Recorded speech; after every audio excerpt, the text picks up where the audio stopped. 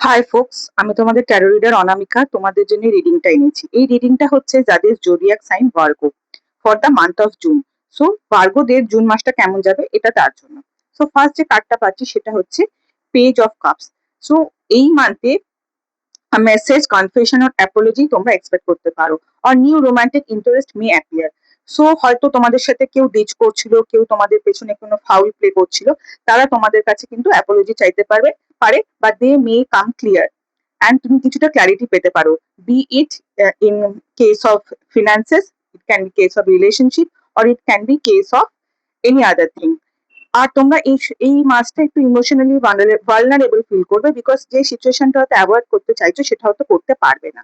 Next যে কার্ডটা পাচ্ছি সেটা হচ্ছে এইট অফ পেন্টাকেলস। সো জুনে কিন্তু স্ট্রংলি তোমরা যদি ডিসিপ্লিন থাকো, হার্ড ওয়ার্ক করো, তাহলে definitely you will get success. Skill build করার দিকে নজর দাও। নেক্সট যে কার্ডটা পাচ্ছি সেটা হচ্ছে the card of justice. So এটা কি দেখাচ্ছে? Truth, balance and accountability become major theme before the month end. In love, important conversation or decision may finally bring clarity. So আমার মনে হচ্ছে এই মাসটা তোমরা কিন্তু ক্ল্যারিটি পেতে চলেছো অনেক কিছু related. It can B job, finance or relationship. So overall যে এনার্জিটা পাচ্ছি, June is a month of emotional growth and practical success. So আমার রিডিংটা যদি ভালো লেগে থাকে, প্লিজ আমাকে সাবস্ক্রাইব করো, আমাকে ফলো করো, আমার ভিডিওটা শেয়ার করো, কমেন্ট করো, লাইক করো। Thank you so much.